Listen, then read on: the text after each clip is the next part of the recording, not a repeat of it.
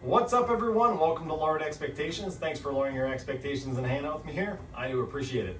In today's video, I am going to be checking out this heater from Vevor. I'm going to be doing an unboxing. I will do some thorough testing on this in the future, but this is basically going to be unboxing it. I might even take some of it apart, but basically we're just going to take a look at it today. The way that I ended up with this heater, I was actually browsing through the Vevor website, came across this heater, thought it was interesting, and they only had a few in stock, so I just decided to buy it myself instead of asking them to send me one. The model on this heater is S590136S1. It is a portable heater. I don't remember much of the details because since then I've gotten a few other heaters that I'm going to install on this bus. Some of you will remember that I got a portable heater from Vevor last year and made a video on it. They actually sent me that one free of charge. And it was a decent heater, but it had issues with the Bluetooth.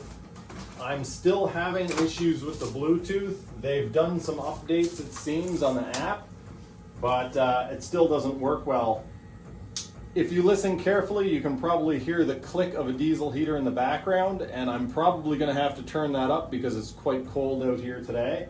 That heater is the same heater that I tested last year. It has at least a few hundred liters of fuel burnt through it, probably like 400 liters of fuel burnt through it.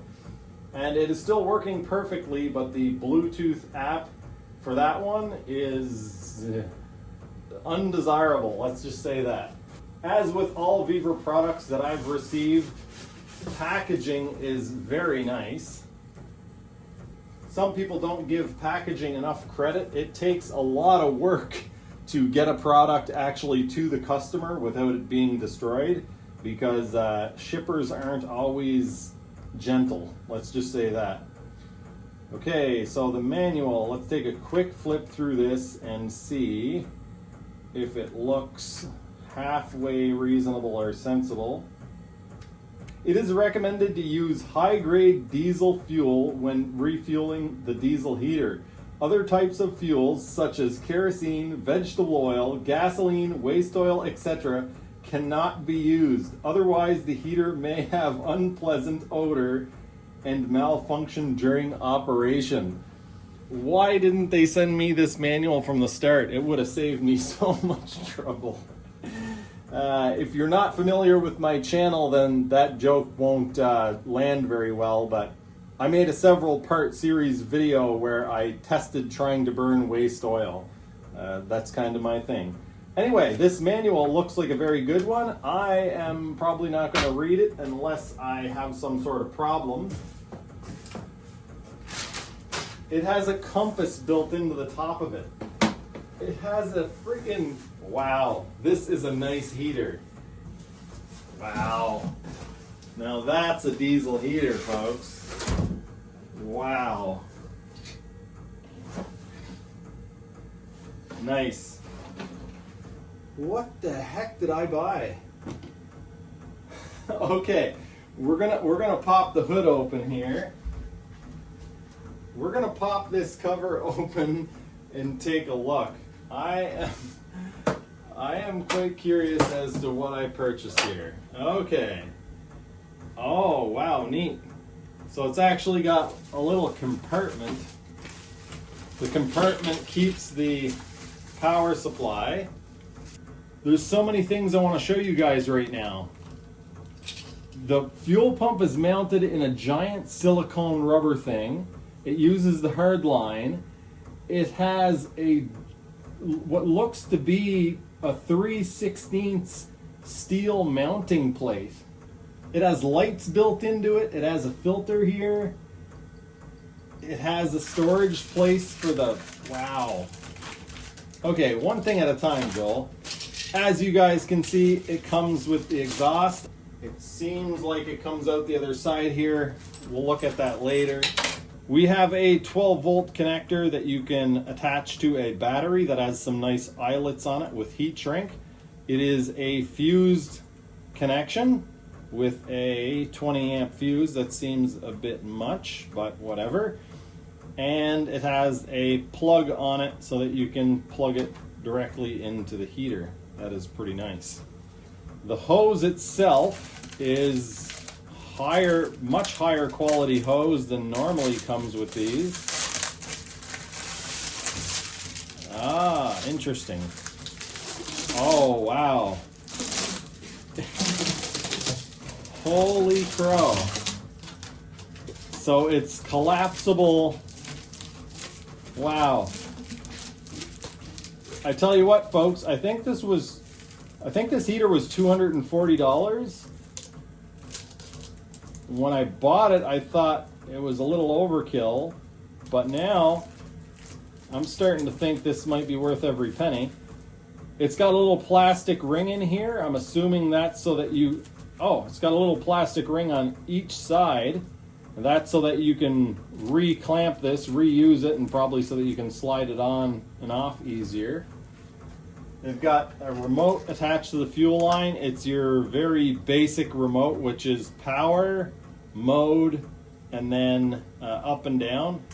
The thing that I don't like about these is that there's no way to tell if the heater has actually done what you wanted it to do. So if you try to turn it on, unless you're by the heater, you don't know if it turned on. If you try to turn it up or down, you don't know if it's actually turned up or down. So you're almost better off just walking up to it and doing what you want to do, and that way you'll know that it's done. It comes with gloves. We have one of these little vent things. I'm probably building up a large collection of those because I never use them. We've got an adapter tube that looks like, let's see if I'm right here. Very cool. Okay, we'll take a closer look at this after, but this is an adapter that actually attaches and locks onto the front of the heater, and then your hose goes on here. We've got heat wrap for the exhaust. The exhaust pipe insulation sleeve must be installed on the exhaust pipe according to the following installation. That will probably get used. And what else do we have? It looks like some sort of fill funnel. I should probably read the manual, but this looks like a funnel. That's cute. It's a silicone funnel. It looks like it'd take a year to fill it through that tiny hole. I'll probably keep this and use it for something, but I don't think that I will use it for this diesel heater. We have some hose clamps for attaching the exhaust and for attaching the air outlet tube, the hot air tube. So yeah, it comes with two clamps with the little wing nut end so that you can use your fingers and don't need a screwdriver. And it comes with three for the exhaust, so I guess one for the muffler, or yeah. Anyway, we'll figure that out another time. Okay. They've got one end that doesn't have any corrugations on it, and the other end does, so I'm not sure why they would do that. Okay, let's close up this side. Let's see how easy that is. Close up that side, and then spin this around. In a few minutes, we will take a look at the front and the back, and I'm also going to show you guys the bottom because it appears to have some rubber feet. Okay, so on this side, you can see the fuel filter, you can see the hard fuel line coming out of the fuel pump. We'll get in close and look at that, but for right now, you can see it's got some insulation stuff on the exhaust. I don't know what the front is and what the back is, but here we have what appears to be a light. I'm going to plug this in pretty soon so that we can actually take a look at this, but we've got the exhaust coming out here, and it has a nice metal bracket around the outside of it so that the heat isn't transferred into the case, which is nice because this is all plastic. And then we have the heat outlet here. Let's flip this around now and take a look at the front panel. On the front side of the heater, we have this silicone plug that I pulled out almost immediately, and I don't think you're actually supposed to take it out. I don't know why it's there. We've got a couple of light switches. We have the receptacle to plug in the power from the adapter or from your 12-volt battery or your 12-volt power source.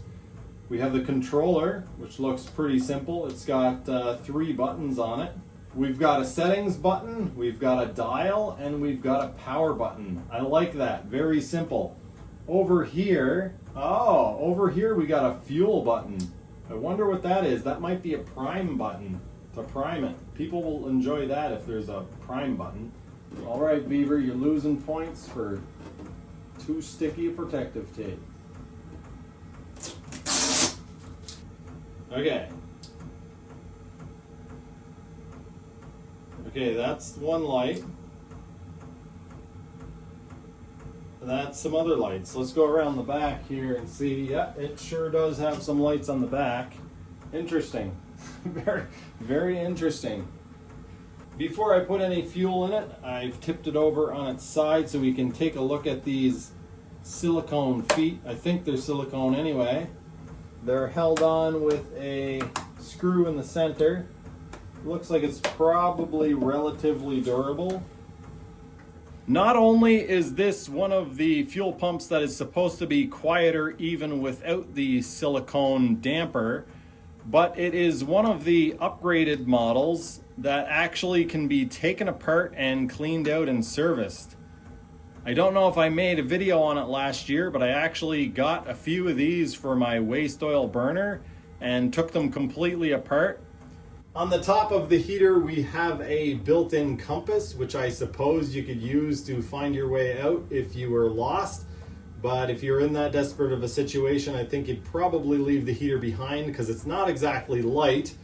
I just realized that I actually have a scale that I can weigh this with, so I'm going to do that right now. It has the heat outlet and adapter in the case, and it also has the exhaust, but it doesn't have the rest of the accessories, so take that as you will. I do have a very full tank of fuel, so it's pretty much as heavy as it's going to be. So let's see if I can lift this with a finger and film it. Okay, 32.1 pounds, 14.6 kilograms. But Vevor did think of that and gave you a nice, robust, thick carrying handle.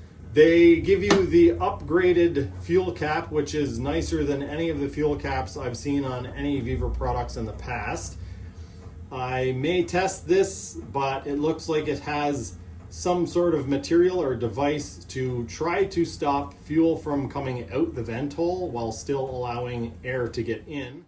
Okay, as you can see, oh man, as you can see, it is very full. Thread the cap back on before I spill more of it. I'm trying to prove to you guys that I'm not cheating here. And I spilled diesel on my new heater. Not too much, thankfully. Okay. I have no idea. It might leak, so this might not matter, but let's tip it on its side. I've got some cardboard down here. And it's not leaking. If you're leaving it on its side for more than that, you probably didn't know that it fell over. But anyway, yeah, that's pretty impressive. Let's tip it back up and check it out. No leakage. No leakage whatsoever. As I mentioned earlier, on the front of the heater, we actually have this adapter that attaches to the heater itself and then locks into place. So it's a twist lock. You push it in and then you turn it, and that's actually locked on to the front of the heater. The adapter comes off just by twisting and pulling. It actually locks on there pretty good. So the case on this heater has some notches built into it that your standard heater doesn't have. I took a quick look through the manual, and it looks like this is supposed to thread into the front of the heater.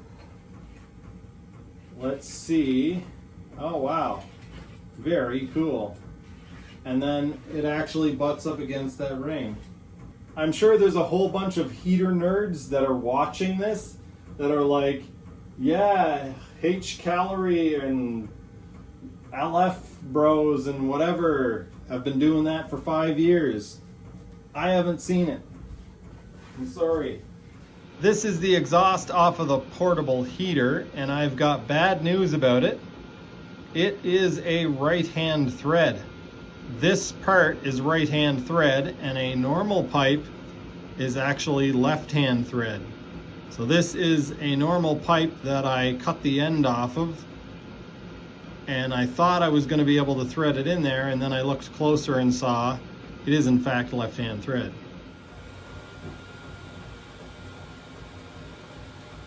I guess once it shows full, it continues to fill. It's probably above where they want you to fill it to, but I'm going to keep going. We've got it plugged in and we got the sides open so that I can actually look and see the fuel flowing through the heater, because that's pretty important. Let's push and hold what I think is the prime button. Okay.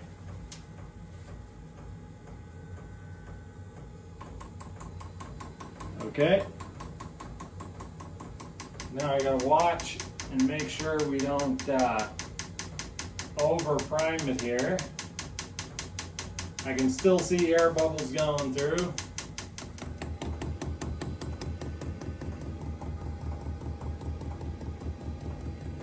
I don't think it's gonna show up on camera very well. All right, let's try to power this up now.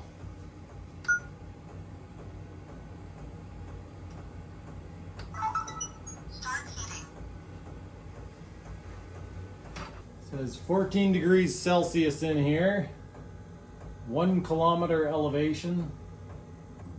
That's definitely quiet. You can hear the fuel pump, but it's quiet. Add a device, Bluetooth. It lit up right away.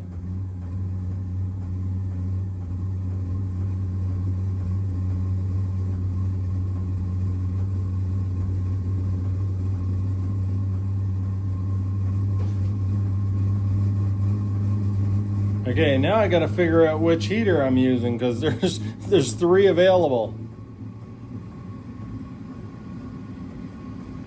Yeah, I see some smoke coming out the exhaust. I probably over primed it a little.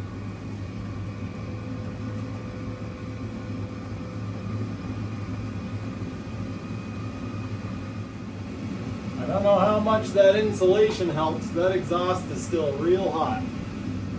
Lawrence wants out. You want out, buddy? Yeah, you need out. Good girl. All right, it's fired up apparently.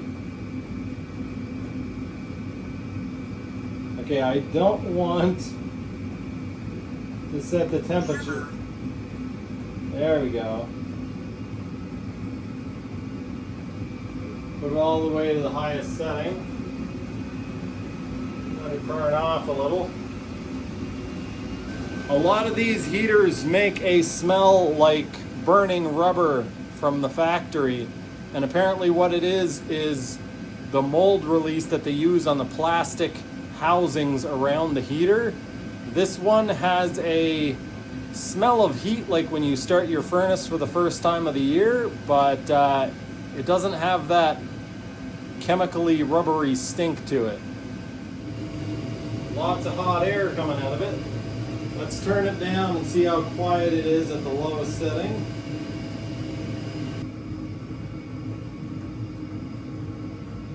All right, now that it has slowed down this much, I can hear a faint click of the fuel pump.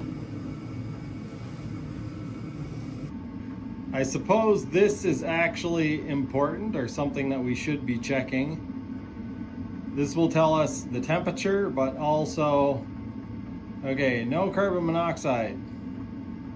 That's a good sign. I'm gonna leave this on here just to make sure we don't gas ourselves.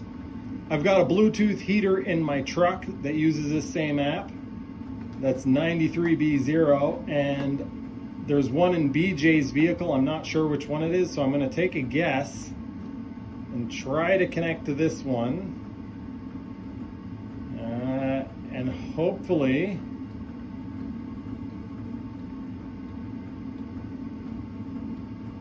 okay, I think this is the right one because it says it's 17 degrees Celsius. That's what that says. Okay, very cool. I am extremely happy about this. This is actually the good heater app. So it is the Air Heater by BLE. Even though it doesn't have a lot of settings, what it does have is very stable connection. It's very clean, very easy to use. I really enjoy this one. A lot of people are upset that this doesn't have a lot of bells and whistles, but it just works every time, all the time. And yeah, that makes me happy. So let's increase the heat setting. This will make a lot of people happy, a lot of Americans happy. You can actually go into the controls now and set the parameters, and you can set the temperature units to Celsius or Fahrenheit. So we'll go back in here now, 62 Fahrenheit. So the old app you could change it on the controller, but you couldn't change it on the app. Altitude can be in different units as well. So I'm going to save that. I would actually like to know how many feet of altitude. So we're at, according to this, we are at 3,400 feet. And that's based on barometric pressure, I believe. Temperature offset, backlighting level, fuel tank volume, fuel pump type, and the password. So very cool. They've added a lot of stuff that you can change that I will never play with, but it will make a lot of you happy. I'm going to shut this heater down now, and that's going to be the end of this video. And what I'm going to do is try to make a second video where I do some comparisons between this heater and the heater that I tested last year. I can tell you right now, hands down, this is going to be the winner. This has a better fuel pump that's quieter, mounted in silicone, the rigid fuel line that everybody loves. It's in a nice plastic case with a good carrying handle. It has the app that actually works. It has an exhaust that threads in instead of clamps on. It has an adapter that cam locks into place. It's just a way better heater all around. Has a fuel gauge, has lights, has a lot of bells and whistles that I will never use, but I know a lot of you will appreciate. And that's basically why I got this. Anyway, that's going to do it for this one. If you're interested in this, I will try to leave links in the description below, affiliate links, but probably there won't be any in stock. If there are, grab it while you can, but that's all for now. I'll see you next time.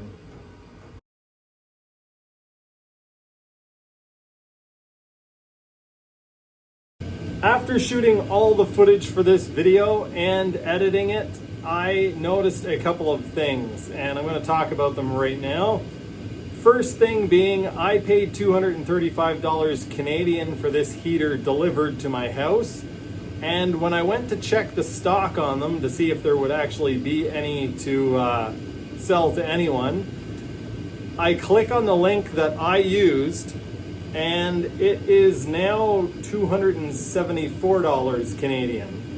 And there is another one that's cheaper, but it is a different heater. It doesn't have some of the stuff, doesn't have the lights and whatnot. The other thing is the exhaust, and I looked online a little bit and couldn't actually find those threaded exhaust. I figured somebody else had been using them. Vevor's now selling a few heaters that has that exhaust, pardon me, and so I figured I'd do a quick search, find some, tell you guys how much they were, but I wasn't able to actually find one. And so if you break your exhaust, that could be a serious problem, because these exhausts are going to be straightened out and bent up to put away for storage, I won't be doing that with mine, but if you're actually using this as a portable heater, then that could be a thing. The last thing that I'm noticing, and none of my other heaters do this, is that this heater on startup makes a fair amount of smoke and starts with some carbon monoxide. I'm actually getting carbon monoxide in the bus. Now the first startup that I did on camera, I showed you guys the meter and there was none. I've started it about 4 times since then. I've burnt through a little over a tank of fuel in the heater now, and I am getting about 20, I actually had up to about 29 or 30 parts per million at one point, and then the last time I started it, I think it went up to about 17 parts per million, and it does that for a little bit and then it stops. So on startup, it's burning a bit dirty. Basically, the way these work is, instead of, the reason why you need to change your fuel input based on elevation is because of how much oxygen there is in the air at higher elevations. And so what they do is they use barometric pressure, which tells you exactly the same thing.